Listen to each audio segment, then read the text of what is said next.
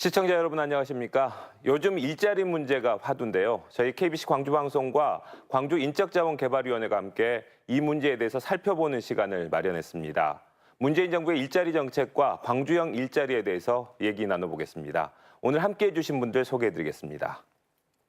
이용섭 일자리위원회 부위원장 나오셨습니다. 안녕하십니까? 네, 박성수 광주전남연구원장 모셨습니다. 네, 안녕하세요. 안녕하십니까? 다음은 최지호 전남대 경영대학장 나오셨습니다. 네, 안녕하십니까?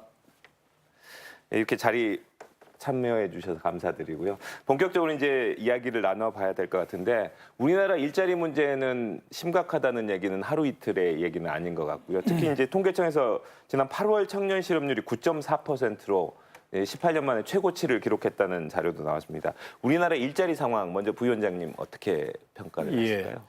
한마디로 얘기하면 일자리 상황이 매우 어렵죠. 특히 청년 실업률이 심각합니다. 그러니까 아까 말씀을 하셨습니다만 지난 8월 달에 전체 실업률은 3.6%, 한 실업자가 100만 명 가까이 되는데 청년 실업률은 이보다 2.6배에 해당하는 9.4%였습니다. 근데 실제 시험을 준비한다든지 이런 사실상 실업자를 포함한 그 체감 실업률은 한 22.5%, 그래서 한 114만 명에 해당됩니다. 그러니까 우리나라 전체 청년 4사람 중에 1사람꼴로 실업자가 있는 것이니까 매우 심각하죠. 여기에 더 큰 문제는 91년에서 96년 사이에 태어난 에코붐 세대들이 지난해부터 2021년까지 본격적으로 고용시장에 진입을 하게 됩니다. 그래서 과거보다도 한 40여만 명이 청년들이 늘어나는 것이죠. 그래서 지금이 우리는 일자리 정책의 골든타임이다. 지금 만약 제대로 된 일자리 정책을 강구하지 않으면 호미로 막을 일을 가래로도 못 막는 청년 실업 대란을 가져올 수 있기 때문에 문재인 정부에서 일자리 정책을 국정의 최우선 과제로 추진하고 있는 것입니다. 네, 알겠습니다. 부위원장님이 이제 먼저 개괄적으로 다 소개를 해주셔가지고 우리 먼저 원장님께 그 청년 실업도 문제지만 전체 이제 실업 상황이 어렵지 않습니까? 가장 큰 원인은 뭐라고 보시나요? 네, 우리 오늘 그 얘기가 일자리 관련된 문제에서 제가 최근에 일본 갔다 온 얘기를 먼저 좀 들려드리고 시작을 하겠습니다. 제가 후쿠오카를 들렸었는데 거기에 보니까 여러 부분에서 그 일자리를 창출하는 노력들이 있더라고요. 근데 이제 저한테 이제 감동을 줬던 것은 후쿠오카 공항에 이제 들어가니까 일본 공항에 들어가면 우리 검색하는 과정에서 사진도 찍고 또 지문도 다 찍지 않습니까? 근데 그 9개 코너마다 한 사람씩 전부 다 인력이 있습니다. 그래서 붙어가지고 안내해주고 이렇게 가이드해주고 그래서 9명 일자리가 만들어지더라고요. 아, 이게 또 일자리가 생겼구나 이런 생각을 했고요. 기타교수 쪽을 갔는데 그 기차역에서 내렸더니 택시가 이렇게 쭉 섰는데 거기에도 이게 아리따운 아가씨들이 몇 명 서가지고 계속 안내하고 이것도 일자리구나 이런 생각들을 했습니다. 그래서 아, 이렇게 어떻게 보면 현장 일자리들을 이렇게 하나씩 만들어가는 거 정말 중요하겠구나. 근데 우리는 현장에 이런 일자리에 대해서 좀 너무 소홀히 했지 않는가. 바로 얼마 전에 KBC 제가 방송을 봤는데 시내 음식점에서 그 주문받는 자동 주문기를 도입해가지고 그러니까 1,500만 원 정도 들 것을 한 500만 원 정도밖에 들지 않는다. 이 일자리가 날아가는 거죠. 그래서 이런 바로 현장 일자리가 정말 중요한데 우리가 좀 놓친 게 많다는 생각이 들었고요.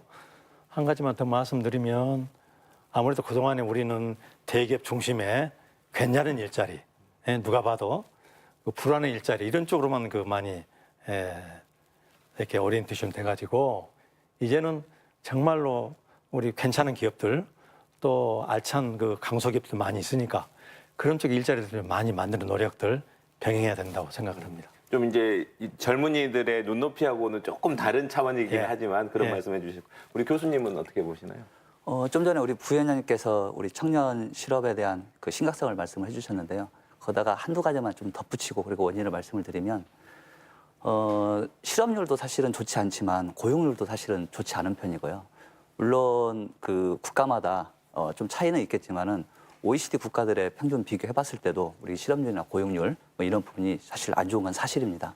또 하나는 우리가 일명 니트족이라고 이야기하는 일도 하지 않으면서 교육이나 훈련도 받지 않는 이런 학생들의 비중이 그 우리 청년 인구 중에서 한 18% 정도를 차지하고 있습니다. 그래서 이 부분은 사실은 지금 현재의 청년 실업도 문제지만은 앞으로 잠재적이고 장기적인 그런 측면에서 사실 되게 심각한 그런 부분이라고 볼 수 있고요. 또 하나는 질적인 측면에서 그 청년 인구 중에서 총 고용 인구 중에 차지하는 한 27%가 임시직 고용직으로 그 하고 있는 걸로 알려져 있거든요. 그래서 어떤 미래적인 측면이나 지금 현재 질적인 측면이나 이 청년 실업에 대한 부분은 상당히 심각한 부분으로 말씀드릴 수 있고요. 그래서 이 원장님께서 말씀해 주셨지만 이런 거에 대한 그 기본적인 원인은 사실 복합적이겠지만 가장 근본적인 원인은 저희가 저성장에 대한 부분이 일종의 이제 뉴 노멀 시대에 들어왔거든요. 그래서 기본적으로 우리가 일자리를 창출해낼 수 있는 그런 어떤 힘이 갈수록 떨어지고 있다는 게 가장 근본적인 원인일 것 같고요. 그러다 보니까 이제 기업 국내적으로 경쟁이 또 심화되고, 그럼 기업들은 살아야 되고, 그러면은 이제 비용 절감을 하게 되고, 그러다 보니 자동화를 쓰게 되고, 자동화를 하게 되면 당연히 신규 고용에 대한 그런 부분이 줄어들게 되고, 또 하나는 이제 아웃소싱이 사실은 되게 큰 문제들이 되고 있는데 그 아웃소싱은 사실은 양질의 일자리하고 직결되는 문제이기 때문에 그런 부분도 있고요. 뭐 하나만 더 말씀을 드리면은 그 우리 학생들의 그런 전공과 실제 구직 일자리와 간의 그 미스매치가 지금도 심하지만 현재 계속 그 속도가 심해지고 있다라는 정도로 말씀드릴 수 있겠습니다. 우리 학장님은 직접 이제 학생들하고 같이 있다 보니까 더 현실적인 부분을 많이 보시는 것 같은데 일단 그런 어려움들, 현실적인 문제점들이 있기는 하지만 이제 문재인 정부 들어와서 이제 제1 목표로 이제 정책으로 일자리 정책을 했지 않습니까? 문재인 정부의 일자리 정책의 핵심은 뭐라고 정의할 수 있을까요? 문재인 정부의 일자리 정책은 한마디로 얘기하면 일자리의 양은 늘리고 질은 높이고 격차는 줄인다. 이제 그렇게 얘기를 할 수가 있습니다. 근데 이제 우리 사회의 가장 큰 문제가 양극화하고 격차 아니겠습니까? 이 양극화와 격차로 인한 분열과 갈등을 해소하지 않고서는 한 발자국도 나아갈 수 없는 게 오늘의 현실입니다. 두 분께서 이제 원인을 잘 분석을 해 주셨습니다만 저는 이제 대체적으로 다 동의를 하고요.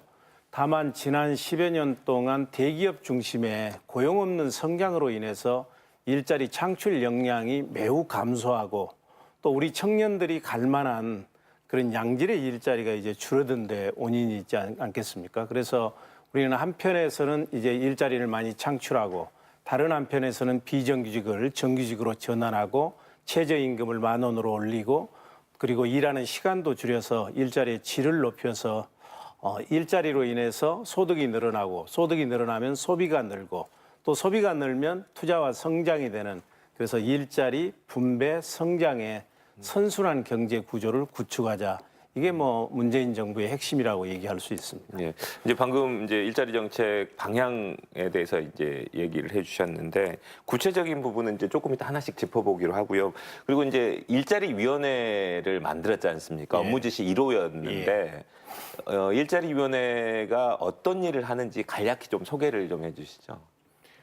우리가 그 인천공항에 가면 하루에 수백 대의 비행기가 뜨고 내리지 않습니까? 그래도 사고가 나지 않는 것은 컨트롤 타워, 관제탑이 있기 때문입니다.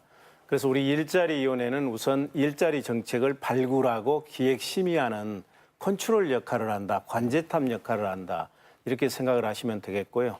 저는 이제 일자리위원회가 하는 역할을 크게 3C라고 얘기를 하는데 영어의 C. 첫 번째는 컨트롤 타워 역할. 두 번째는 일자리 정책을 여러 군데서 합니다. 지자체도 하고 민간도 하고 그러다 보니까 중복되는 경우도 있고 상충되는 경우도 있고 때로는 이제 빈틈이 있을 수도 있습니다. 그래서 일자리 정책을 조정해주는 코어디네이터 역할을 한다.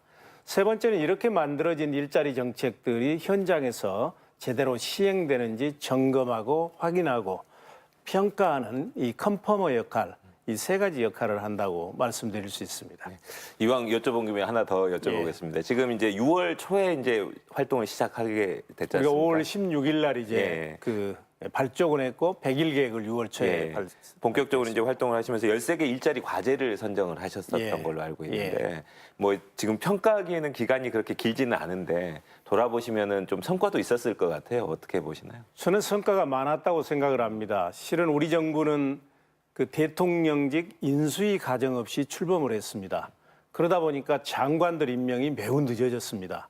근데 대통령께서는 첫날부터 나는 일자리 대통령이 되겠다, 일자리 정부가 되겠다 이렇게 말씀하시고 얘기하신 것처럼 첫 번째 지시가 대통령 직속으로 일자리위원회를 만들라고 얘기를 했거든요. 근데 이제 내각이 구성이 안 된 겁니다. 그래서 우리 일자리위원회가 100일 계획도 만들고 그래서 13개 과제도 발표하고 그걸 집행하고 해서 공백 없이 잘 진행을 해왔습니다. 그 13대 과제는 대부분 이제 다 완료가 됐고요. 일부 미진한 부분은 10월 달에 대통령이 참석하는 3차 일자리위원회가 열리게 됩니다. 거기에 상정해서 이제 확정을 시킬 것이고 그렇게 하고 있습니다. 네, 알겠습니다. 이제 두 분께 좀 여쭤봐야 될 것 같은데 이제 문재인 정부의 일자리 정책 기조도 들어봤고 일자리 위원회가 하고 있는 일도 들었는데 우리 학장님 보실 때 이전 정부하고 좀 많이 달라졌다고 보시는지 어떻습니까? 확연하게 느끼고 있는 것 같습니다.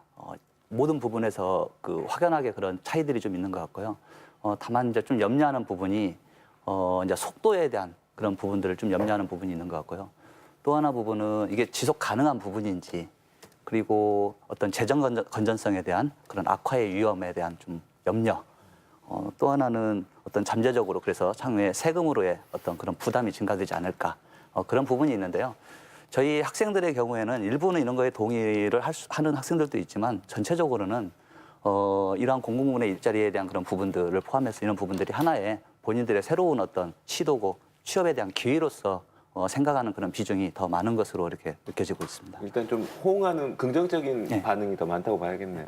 우리 원장님 보실 때 방금 이제 그 학장님도 말씀하셨습니다만 우려되는 부분의 재정적인 부분이라든지 이런 예, 부분도 했는데 어떻게 보시나요? 지금 추진하는 일자리 일단은 정책. 하여튼 일자리위원회에 대한 그 우리 국민들이 거는 기대가 큽니다. 네. 기대가 큰 만큼 또 가시적인 성과를 또 빨리 바랍니다. 우리나라 국민들이 좀 성급하잖아요. 네. 그래서 좀 지긋하게 좀 시간을 갖고 기다려보면서 이렇게 좀 지켜보는 것도 필요한데 아직은 그런 가시적인 성과를 내기는 힘들다는 생각하고 여러 가지 지금 정책적인 대안들이 마련되면서 특히 이제 방금 말씀하신 재정적인 부담, 공공부문 일자리를 만들고 확충했는데 뭐 내년도 예산에서 일자리 예산이 19조 2천억 정도 된단 말입니다. 그러면 이런 부분에서 어떻게 재정을 확충할 것인가? 물론 우리 이용섭 부위원장님이 또 세금에 대한 전문가여서 뭐 세금을 많이 거둔다 그러면 어떤 해법도 있을 거고 그러겠지만 일단은 국민들한테 그 부담이 가는 이런 쪽이 아닌가 싶어서 이런 쪽에 좀 고민이 필요할 것 같고요. 그다음에 정부의 그 지출 예산 중에서 이번에 좀 SOC 예산이 뭐 삭감됐다 해가지고 특히 호남 쪽에 많은 그 논의가 있었습니다만은 앞으로 그 예산 편성이 그런 그 SOC 등의 하드웨어보다는 그 소프트웨어 쪽으로 많이 좀 가는 게 바람직하다고 생각합니다. 네. 예. 제가 좀 보충해서 예, 말씀을 드리면 대통령께서 취임하신 날부터 일자리를 강조하니까 민간 부분에서 너무 속도 낸다, 밀어붙이지 마라. 우리 학장님 말씀하신 것처럼 그런 얘기들을 합니다. 근데 이제 수많은 청년들이 일자리가 없어서 고통받고 있는 것을 생각하면 느긋하게 갈 수는 없습니다. 그래서 우리가 빨리 하되 조급하게 하지 않고 속도를 내되 부실하게 정책을 추진하지 않을 것이다. 그래서 일자리 정책의 선후, 완급, 경중을 가려서 잘 하겠다는 말씀을 드리고요.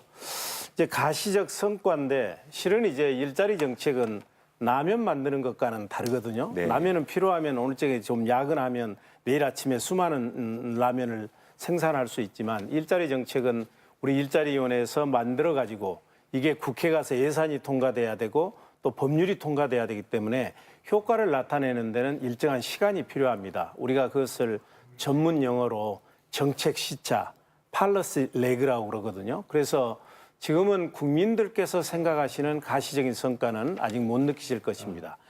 달리 좀 표현하면 도로교통에 비유하면 지금은 일자리 고속도로를 만들고 있다.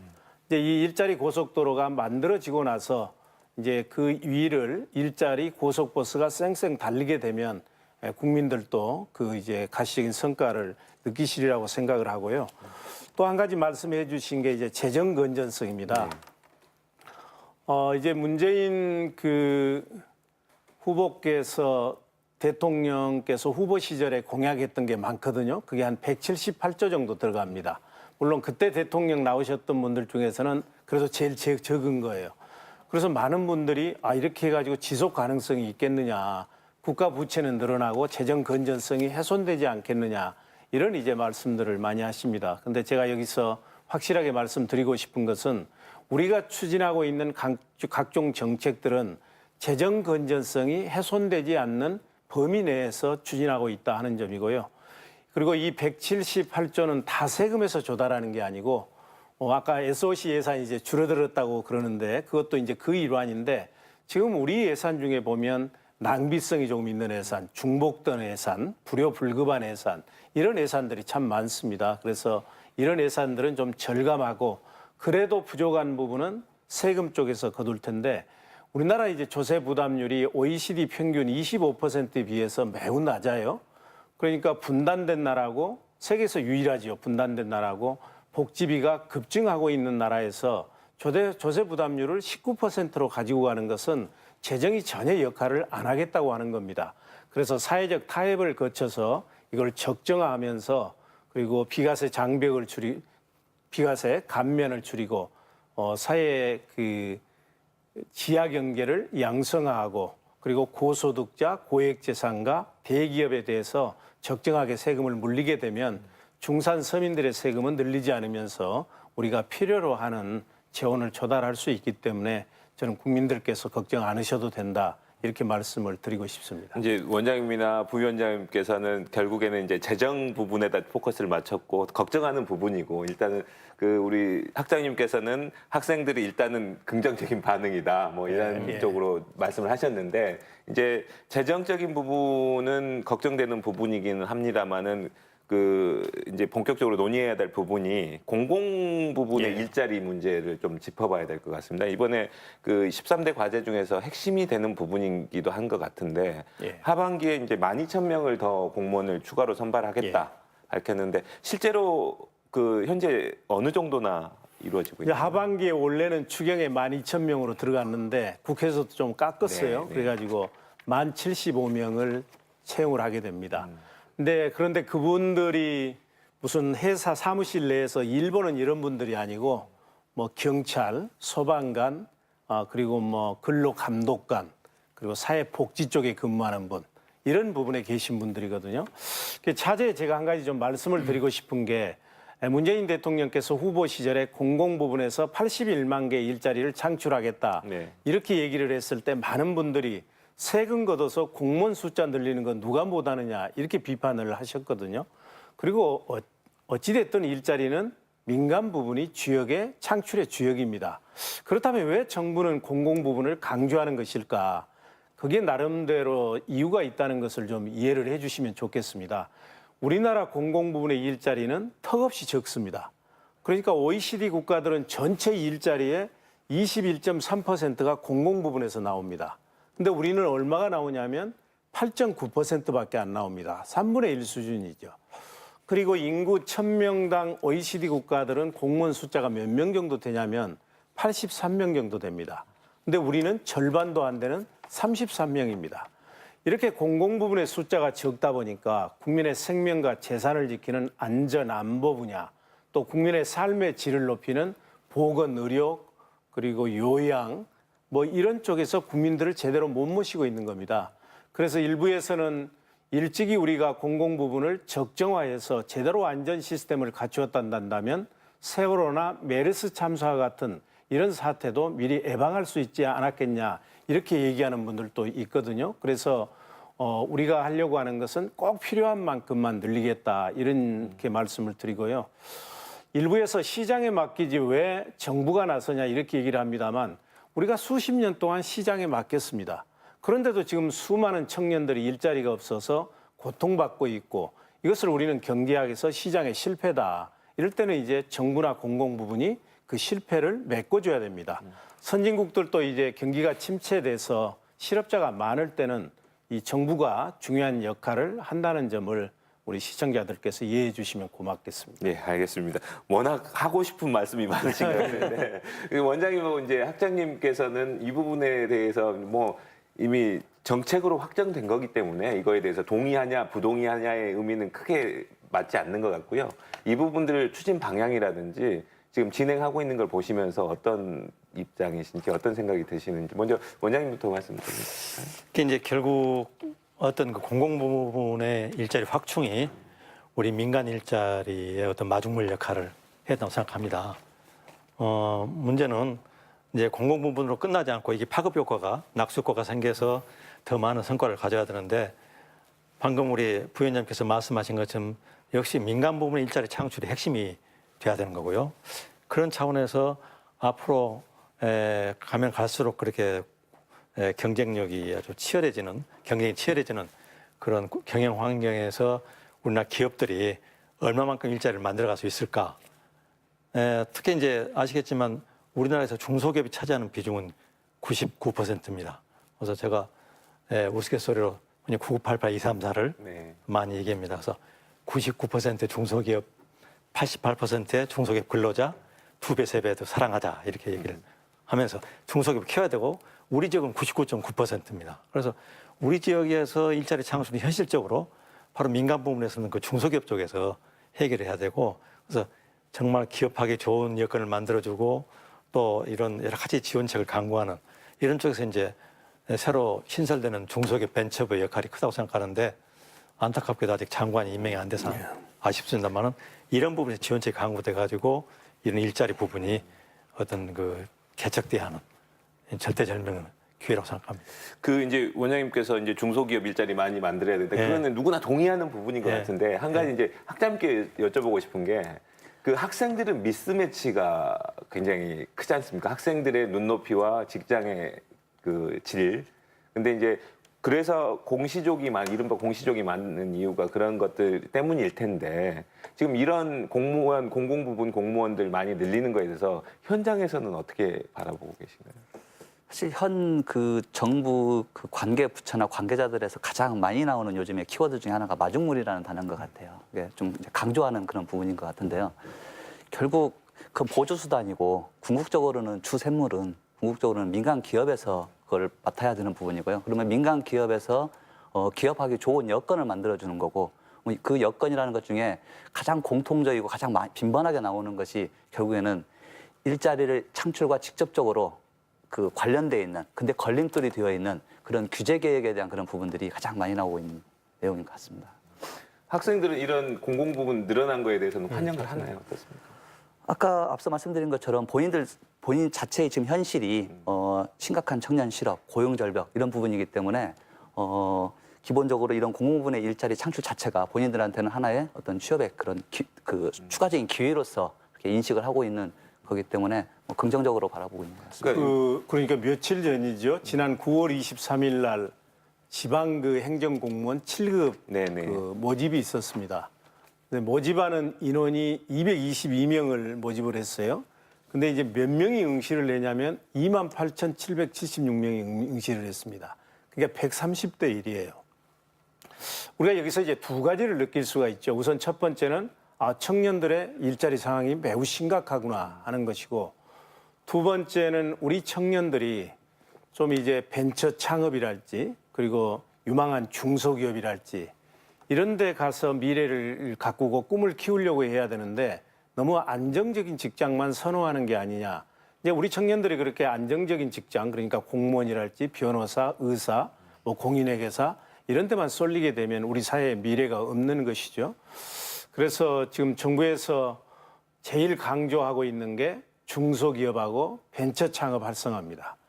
근데 어느 나라도 대기업의 경쟁력만으로 선진국이 된 나라가 없거든요. 중소기업을 성장 동력으로 키워야 되는데 그래서 독일도 1950년대, 60년대, 일본은 1960, 70년대에 중소기업을 성장 동력으로 키워서 오늘의 선진국이 됐습니다. 그래서 우리가 이제 중소기업을 키워야 되는데 결국은 대기업의 협조가 매우 필요합니다. 우리나라 중소기업들은 보면 크게 두 가지로 나눠져요. 대기업과 거래하는 중소기업, 이게 전체 한 45% 됩니다. 근데 이분들은 이제 시달리는 게 일감 몰아주기, 뭐 납품단가 후려치기, 담합, 기술, 사람 빼가기 이런 불공정 거래로 인해서 경쟁력을 갖기가 어렵습니다.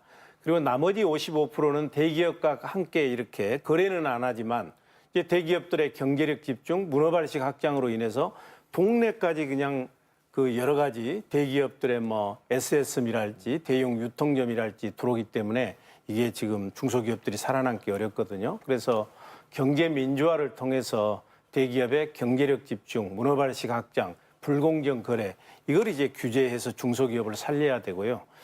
이것보다 더 중요한 게 이제 벤처 창업이에요.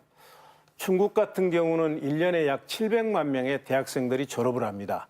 그러면 한 절반에 해당되는 350만 명이 벤처 창업으로 갑니다. 근데 우리나라는 젊고 유능하고 상상력이 있는 대학생들이 벤처 창업을 기피합니다.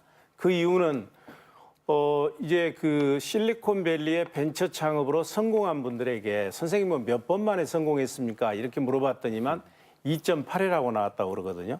그러니까 2번까지는 대체적으로 실패하고 3번째에 성공했다는 겁니다. 근데 우리는 한 번 실패하면 신용불량자가 돼버리고 재도전할 수 있는 길이 없거든요. 그렇기 때문에 앞으로는 젊은 사람들이 벤처 창업에 적극적으로 참여하고 그리고 자본 모집도 쉽게 하고 다시 일어설 수 있도록 10월 중에 대통령 주재로 혁신 생태계 종합대책도 만들어서 발표를 하려고 생각을 하고 있습니다. 이제 공공 부분에 시작해서 이제 그렇게 확장을 해 나가시겠다는 얘기인 것 같고요. 그다음에 그 아까 이제 말씀하신 내용도 마찬가지인데 공감하시는 것 같은데 왜 공무원 시험에 몰리고 왜 대기업만 몰리는지 그거에 대한 그러니까 중소기업 일자리를 많이 늘려서 젊은이들이 그쪽에 지원할 수 있는 여건과 환경들을 만들어주는 것도 굉장히 중요할 것 같다라는 생각이 들고요. 그렇습니다. 그래서 이제 덧붙여서 지금 이제 정부에서 또 블라인드 채용 이제 우선 하반기부터 공공기관부터 전체 의무화를 하기로 했고 그다음에 지역 인재 채용 비율을 단계적으로 2022년까지 30%까지 높이기로 의무화하겠다고 발표를 했었는데 또 한 가지 이제 걱정스러운 게 어제 법사위였나요? 엊그저께 법사위에서 의원들이 지역 환경에 따라서 이게 다를 수 있는데 일률적으로 이렇게 할당 비율을 책정하는 것은 잘못되지 않았느냐 해서 수정하는 의견을 한 걸로 알고 있습니다. 그러면은 지역 인재 채용에 대한 기대를 가지고 있었던 취업 준비생들의 좀 문제가 생기는 거 아니냐 이런 우려도 있는 것 같은데 그 부분부터 좀 우선 그 두 가지 블라인드 채용부터 간략히 말씀을 드리면 블라인드 채용은 뭐 학력이랄지 이런 스펙 중심의 채용 방식에서 벗어나서 그 사람이 맡게 될 직무와 관련된 인성이나 능력을 보고 뽑자는 거 아닙니까? 매우 바람직한 것이죠. 근데 다만 현실적으로 부딪히는 것은 블라인드 채용은 뭐 학력도 안 넣고 경력도 안 넣는데 뭘 가지고 그러면 가려내느냐 이건 문제 아니겠습니까? 근데 이미 지금 민간 부분에서는 이런 인공지능을 활용해서 고성과자 사전 예측 시스템 이런 걸 만들었습니다. 그래서 거기에 이제 응모를 하게 되면 이 인공지능의 질문에 답변을 하게 되면 능력 있는 사람들을 인공지능이 선발을 하게 되는데 참 신기한 것은 명문 스카이대생들이 떨어지고 고등학교 졸업생들이 취업되는 경우도 있습니다. 이제 이렇게 되면 우리 그 청년 실업의 가장 문제 중에 하나는 신규 일자리가 만들어지지 않는다 이것도 문제지만 미스매치거든요. 그러니까 일자리의 수요와 공급이 안 맞는 겁니다. 그러니까 실제 지금 중소기업들이 일할 사람을 구하려고 해도 일할 사람을 구하지 못한 지금 비어있는 일자리가 한 10만 개 정도 되거든요. 그리고 애국인들이 우리나라에서 와서 일하는 사람들이 96만 명입니다. 뭐 이 둘을 합하면 100만 명이 넘지 않습니까? 제가 아까 청년 실업자가 100만 명 정도 된다고 그랬는데 그러니까 이 미스매치 문제만 해결되면 한국에서 실업 문제는 거의 해결이 됩니다. 그럼 어떻게 해야 해결할 것인가? 그것은 우리 젊은이들의 눈높이를 조금 낮추고 중소기업들의 질을 조금 높이는 수밖에 없거든요. 여기에 이제 블라인드 채용이 아주 결정적으로 역할을 할 수 있습니다. 우리나라 대학 진학률이 2008년에 83%까지 올라갔습니다. 근데 지난해에는 68.9%까지 떨어졌습니다. 근데 블라인드 채용을 하게 되면 학력도 보지 않고 고등학교 졸업생이 취업한다. 이렇게 되면 이제 대학 진학률이 무척 낮아질 것이고 이게 이제 기여를 하리라고 생각을 하고요. 아까 말씀해 주신 부위원장 이제 지역 채용 혁신, 그 다음에 조금 이따 얘기하고 블라인드 채용부터 좀 여쭤볼게요. 그게 현실적으로 이렇게 완벽한 블라인드 채용이 가능한가요? 어떻습니까 이게? 사실 그 부분은 위원장님께서 말씀을 잘 해주셨는데요. 네네. 그 기업체도 그렇고 학생들도 그렇고 큰 취지에서는 전체적으로 다 공감을 하는 것 같아요. 다만 이제 기업 그 인사 그 채용 담당자들의 경우에 이거를 어떻게 이 채용 툴을 어떻게 준비해서 어떻게 이걸 공정하고 정확하게 뽑을 수 있을까에 대한 이제 그런 고민들을 이제 시작하고 있는 것 같고요. 이제 학생들의 경우에는 아까 말씀드린 것처럼 이게 좀 갑자기 이게 시행이 되다 보니까 이제 준비하고 있는 입장에서 이걸 어떻게 준비를 하지? 뭐 이제 이런 좀 걱정이 좀 많은 것 같아요. 그래서 기본적으로 그 구직자든 아니면 사업체든 양쪽 모두 다 큰 틀에서 그 동의하는 그런 내용들이기 때문에 시작하는 단계에서 약간 미비한 그런 부분들이 좀 발견될 수는 있겠지만은 그런 채용 툴에 대한 그런 부분들을 아까 이제 로봇 이렇게 인공지능 말씀하신 것처럼 그런 부분들 채용 툴을 좀 더 촘촘하게 하고 장기적으로 가는 그런 부분에서 좀 확산될 수 있을 것 같지 않냐라고 기대해 볼 수 있겠습니다. 공공 부분에서 민간 부분까지 네. 가는 과정에서는 좀 이렇게 누구나 인정할 수 있는 그런 툴을 만들어야 된다. 뭐 원장님께서 네. 이 블라인드 채용이 나오면 저는 잊히지 않는 일화가 있습니다. 이게 지금 블라인드 면접 제도가 우리나라에 소개된 게 21세기 들어오면서 초반이었습니다. 그때 어느 회사의 상식 시험에 블라인드 면접이 뭐냐고 냈더니 블라인드 커튼을 치고 하는 면접이다. 뭐 이렇게 답을 했다는 그런 에피소드 있고 그러는데요. 하여튼 그 제가 봉직했던 대학에 뭐 그 방송사에서 채용을 했는데 그때 학력란을 갖다 쓰지 말라고 단지 학력만 그렇게 했는데 그때 그 서울에 있는 방송사에 그 우리 대학 출신이 10여 명 합격한 사례가 있었습니다. 그러니까 단지 학력만 없앴는데도 근데 지금은 이제 블라인드 채용에서 여러 가지 재반 사항에 대해서 많이 블로킹을 하지 않습니까? 이제 그러다 보면은 이제 그만큼 이제 판단할 수 있는 기준이 적어지니까 그만큼 이제 우리 기업에서 더 많은 투자를 해야 되고 그러잖아요. 더 많은 시간이 걸려야 되고 이 부분을 감당할 수 있는 확고한 의지가 있어야 인재를 뽑을 수가 있습니다. 그래서 12년 전에 그 제니퍼 소프트라고 하는 소프트웨어 회사가 있는데 우리나라에서 그 블라인드 채용을 제일 먼저 한 회사입니다. 한국의 구글이라고 하는 회사인데 거기에서 사람 하나 뽑는데 2달 걸려서 뽑을 정도로 애정을 가지고 그러면 2달 걸릴 때 얼마나 많은 시간이 소요됐습니까? 기본적으로 테스트도 8시간, 면접도 2박 3일 이렇게 막 투자를 했단 말이죠. 그래서 결국은 부족한 정보를 가지고 사람의 됨됨이를 판단하는 데는 그만큼 노력이 필요하다. 그걸 감당할 수 있는 마인드가 필요하고 결국 기업에 따라서 그 어떤 맞춤형의 이런 것이 필요하고요. 최근에 이제 우리 지역에도 그 공공기관에도 이제 블라인드 채용을 하라는 그런 오더가 있어가지고 우리 그 기관장들 고민이 블라인드 채용을 어떻게 할 것이냐, 뭘 빼고 뭘 할 것이냐. 직접 또 기관장이시니까. 예. 근데 이제 저 같은 연구원에서는 그 평가의 기준이 다르지 않습니까? 다른 기관하고.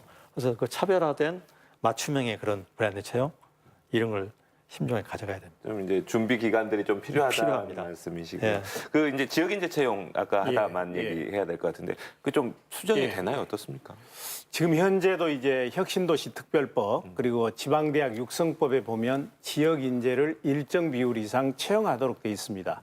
근데 이게 이제 강제 사항이 아니고 공고 사항입니다. 그러다 보니까 혁신도시나 지방에 내려가 있는 공공기관이 지금 109곳이거든요. 여기에 지난해 그 지역 지방대학이나 지방고등학교를 졸업한 채용한 비율이 전체 신규 채용자의 한 13.3%밖에 안 됩니다. 그래서 며칠 전에 국무회의에서 이것을 문재인 정부 임기 마지막인 2022년까지 30%까지 올리겠다는 겁니다. 네. 그래서 이제 내년까지 이걸 18%로 올리고 매년 3%씩 올리면 2022년에 30%까지 갈 수 있거든요. 그렇게 되면 이제 지방대학 졸업생이나 지방고등학교 졸업생들에게는 상당히 희망이 보이는 것이죠. 우리는 이제 한국전력을 비롯해서 13개 공공기관이 해당이 됩니다. 근데 13개 공공기관이 해당되는데 이건 지난해 몇 퍼센트 정도 지역 인재를 채용했냐면 11.4%. 이걸 이제 내년까지 해서 18%까지 올리고 2022년까지 이제 30%로 올려야 되는데요. 문제는 이게 이제 국회에서 통과가 돼야 됩니다. 네. 근데 아까 말씀드린 것처럼 전국을 획일적으로 이렇게 적용할 수 있겠느냐. 그런 이제 여러 가지 이견은 있을 수 있지만 방향성에 대해서는 의원들도 다 공감을 하고 있거든요. 또 지역 국회의원들이 있기 때문에 그래서 저는 잘 되리라고 생각을 하고요. 근데 이거는 지역에 이제 몇 퍼센트를 할당하는 게 아니고 예를 들면 이렇게 뽑는 겁니다. 한전이 내년에 1,000명을 뽑는다. 그러면 30%는 강주 전남에 대학 출신이나 고등학교 출신을 뽑아야 되지 않습니까? 그러면 300명을 뽑는 게 아니고 1,000명을 블라인드 채용으로 하는 겁니다. 그러니까 지역도 안 나오고 아무것도 안 나오기 때문에 1,000명을 뽑다 보면 우리 지역 출신이 400명이 될 수도 있고 100명이 될 수도 있지 않겠습니까? 다행히 400명이 되면 뭐 그대로 가는 거죠. 300명 이상이니까. 100명이 되면 부족한 200명을 추가로 이제 이 지역 출신들만 가지고 시험을 봐서 뽑게 되는 겁니다. 그러니까 다른 지역 분들한테 불이익을 주지 않고 하는 거기 때문에 이연 문제도 발생하지 않고 괜찮은 제도라고 생각을 합니다. 그러니까 방금 하신 말씀은 1,000명의 광주 전남이 적으면 추가로 그러니까 1,000 몇 명이 될 수 있다. 그렇죠. 이 말씀이시죠. 그러니까 이건 채용 할당제가 아니고 할당제면 거기에 30%를 뽑아야 되는데 채용 목표제라 해가지고 1,000명 뽑으면 거기에 30%는 꼭 들어가야 된다. 이게 추가로 이렇게 뽑게 되는 거예요. 뭐 이제 지역 할당, 지역 이제 채용 이거는 지역에서는 되게 반가운 일이겠죠. 한 어떻습니까? 가지만 예, 예. 첨언하겠습니다. 지금 아까 우리 부위원장님이 대학 진학률이 60%로 떨어졌다고 지금 말씀하셨는데 제가 현장에서 보면은 제가 얼마 전에 여수에 있는 그 마이스터 고등학교를 가서 이렇게 하루 종일 좀 지켜봤습니다. 어떠니 정말 이제 고등학교 들어와 있는 애들이 방학도 없이 이렇게 아주 장인 정신을 가지고 교육받고 열심히 하더라고요. 뭐 취업률이 거의 100%다 되니까 전국에서 오는데 우리 광주 남자에게 마이스터 고등학교가 5개가 있습니다. 그래서 이 5개를 잘 육성을 하면 상당 부분 우리 미스매치 부분을 좀 해소할 수 있겠다 그런 고무적인 그런 소식이 있어서 좀. 예, 예. 감사합니다. 미스매치 부분은 항상 과제, 예. 제일 큰 과제가 되는 것 같아요. 예. 이제 일자리 부분, 정부 정책 부분은 여기서 좀 여기까지 하기로 하고요. 광주형 일자리 얘기를 조금 해봐야 될 것 같습니다. 시간은 많지 않습니다만은 이제 정부에서도 관심을 갖고 있고 지난 대선 과정에서도 이슈가 됐던 얘기인데 먼저 그 학장님 광주형 일자리라는 개념부터 좀 소개를 좀 해주실까요? 광주형 일자리의 그 개념을 최근에 광주 상공회의소에서 고용 포럼에서 다루었던 토론의 내용을 기초로 간단하게 좀 설명을 드리면요. 저희 이 광주형 일자리의 시발점은 기본적으로 우리나라 노동시장의 이중 구조의 그런 문제에서 출발한 것이다. 그러면 노동시장의 이중 구조라는 것이 과연 무엇이냐?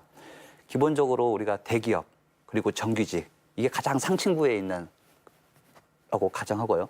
그 다음에 이제 대기업의 비정규직, 그 다음에 중소기업의 정규직, 비정규직 이 부분을 각각 대문자 A, B, C, D로 놓고 봤을 때 대부분의 모든 구직자들이 이 대문자 A만을 보고 바라보고 있으니 이 B, C에 대한 부분에 대한 거로 인해서 미스매치가 발생을 한다. 그래서 이 대문자 A에 대한 부분을 한 스몰 A 정도로 좀 만들어주고 거기에서 발생하는 거에 대한 그 감소분을 나머지에 있는 대문자 B, C로 좀 나눠서 전체적으로 어떤 임금이나 근로조건에 대한 거를 상향 평균화시키자라는 정도의 개념으로 이해할 수 있을 것 같습니다. 이제 뭐 개념은 그렇게 되는데 정말 학장님이다 보니까 이제 강의하시는 것처럼 설명을 하셨는데 근데 굉장히 이상적인 것 같고 되게 이제 그렇게만 되면야 얼마나 좋겠습니다만 이거는 분명히 사회적 합의가 필요한 부분일 것 같아요. 그러니까 그렇죠. 예, 그런 부분에서 이제 정부에서도 이 부분에 대해서 검토를 하는 걸로 알고 있습니다. 용역이라든지 예, 아주 어떻습니까? 적극적으로 하고 있죠. 예. 우선 취지는 매우 좋습니다. 그러니까 우리가 쉽게 표현하면 기아 자동차의 평균 연봉이 9천만 원에서 1억 가까이 되는데 과연 우리나라가 이렇게 높은 임금을 주고 기아차가 경쟁력이 있을 수 있겠느냐.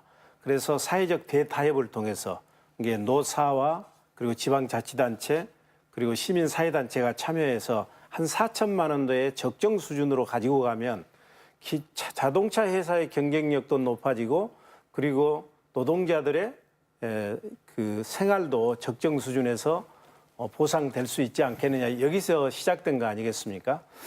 이제 그렇게 되면 우리 기업들이 뭐 인건비가 높다, 뭐 강성노조 때문에 뭐 애국에 나가는 일이 없을 거거든요. 그래서 이거는 우리 문재인 후보가 추구했던 노동 존중 사회나 기업 경쟁력 제고 방침과도 맞는 거예요.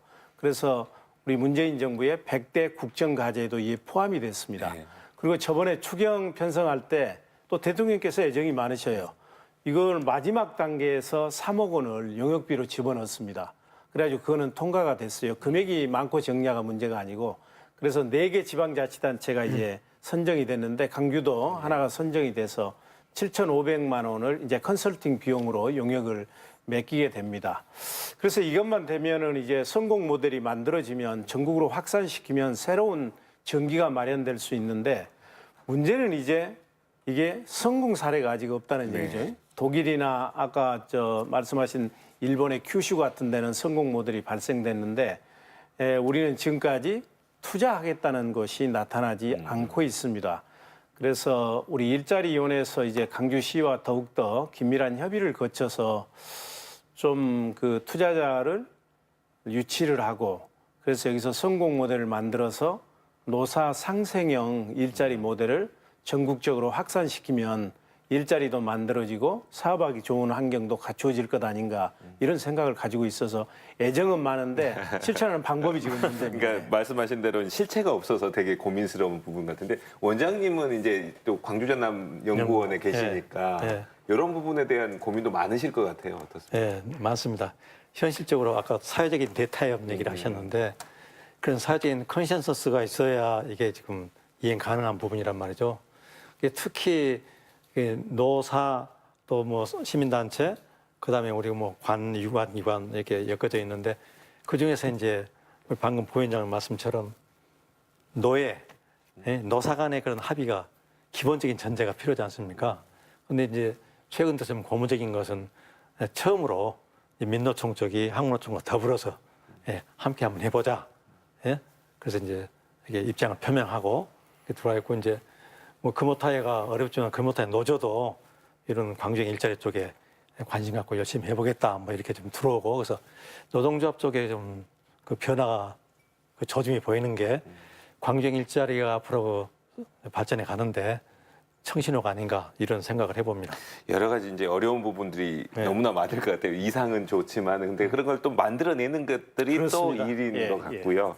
그 이제 지난 대선 과정에서 또 화두가 됐던 단어가 4차 산업혁명이었던 것 같습니다. 근데 4차 산업혁명이 되면은 오히려 일자리가 줄지 않느냐라는 우려들도 굉장히 많은 것 같아요.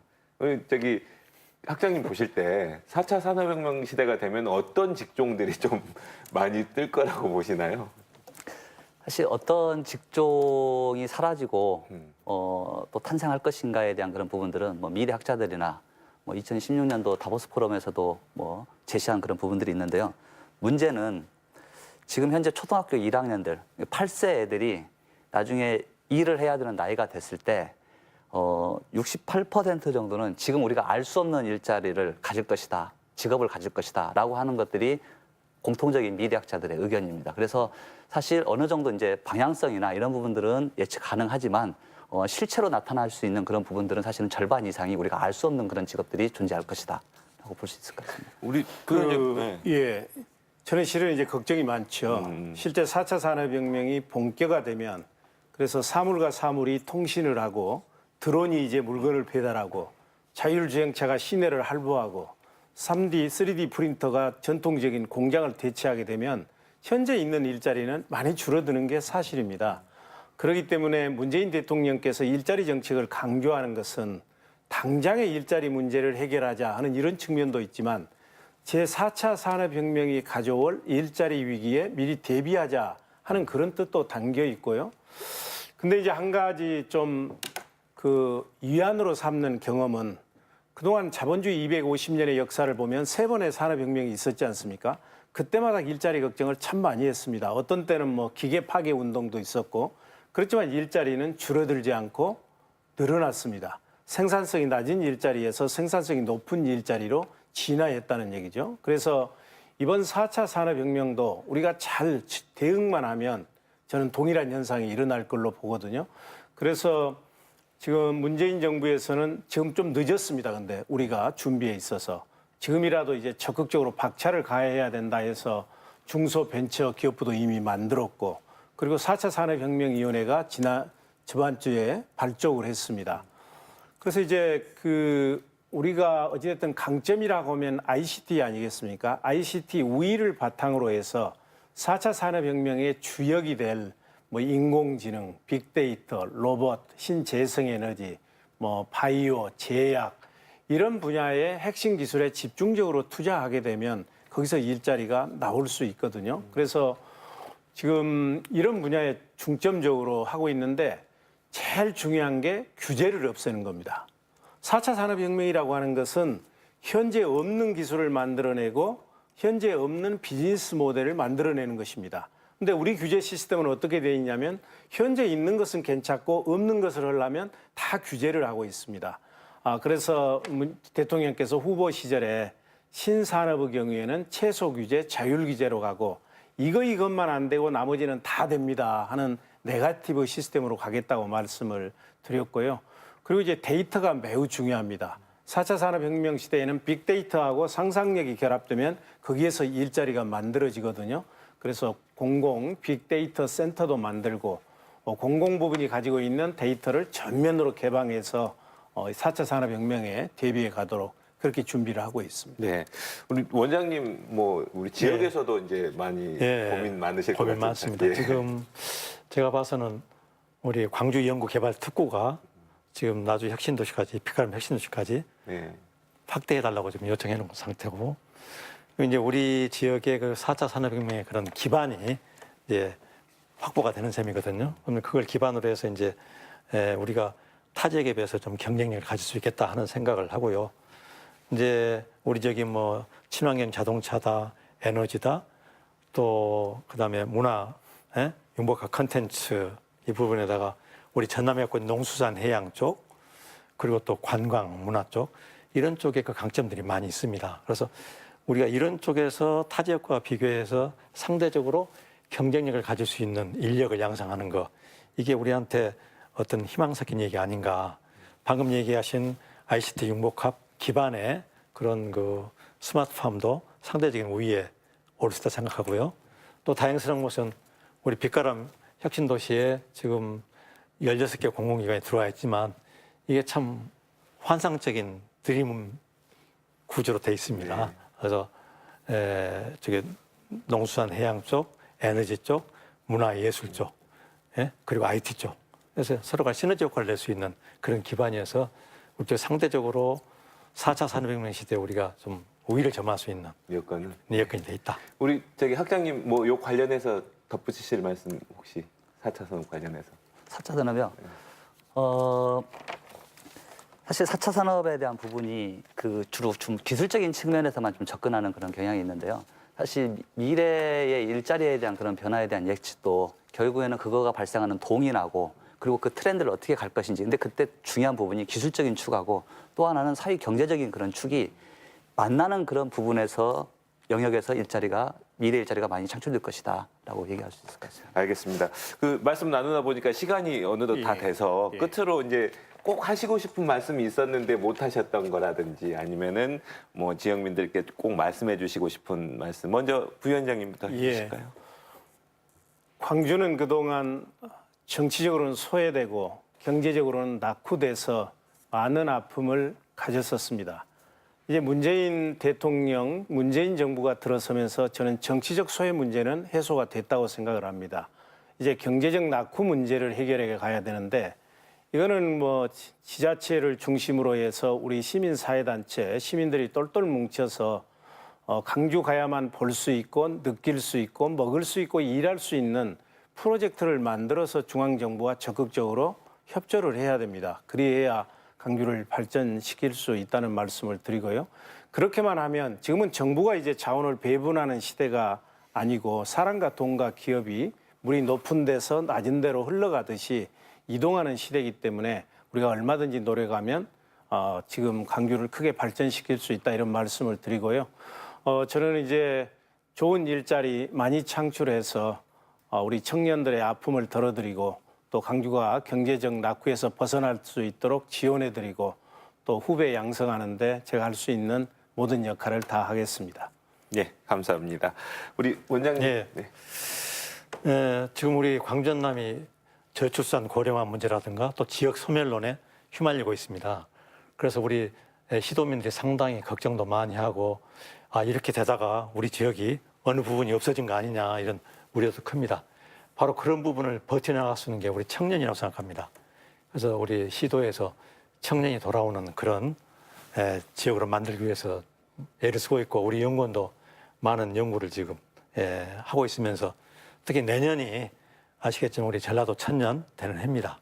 그래서 바로 우리 젊은이들이 정말 이 땅에 태어나기를 잘했다. 우리 광전남인으로서 사는 게 보람 있다. 이런 프라이드를 심을 수 있는 그런 자리가 됐으면 좋겠습니다. 예, 감사합니다. 끝으로 우리 학장님 말씀해 주시죠. 그 일자리 관련해서 중요한 것들이 많지만 가장 큰 부분은 지금 현재 청년 고용률하고 여성 고용률에 관련된 그런 부분이 가장 중요한 것 같고요. 그래서 중앙정부에서는 그러한 문제를 좀 해결하기 위한 적극적인 노동정책이 노동 서비스라든지 직업훈련이라든지 이런 적극적인 노동정책이 좀 필요한 것 같고요. 지자체의 경우에도 중앙정부와 그런 어떤 연계를 통해서 시너지를 좀 내는 그래서 지역 내의 어떤 그런 고용률을 높일 수 있는 그런 부분들이 필요하다고 볼 수 있겠습니다. 예, 세 분 오늘 말씀 너무 감사하고요. 예. 예, 청년들이 떠나는 것은 어제 오늘의 일이 아니죠. 하지만 우리 지역에서도 청년들이 자리 잡고 좋은 일자리 얻는 날이 하루빨리 왔으면 하는 바람입니다. KBC 광주방송과 광주 상공회의소가 함께 마련한 특집 토론 여기서 마칩니다. 추석 연휴 잘 보내시기 바랍니다. 고맙습니다.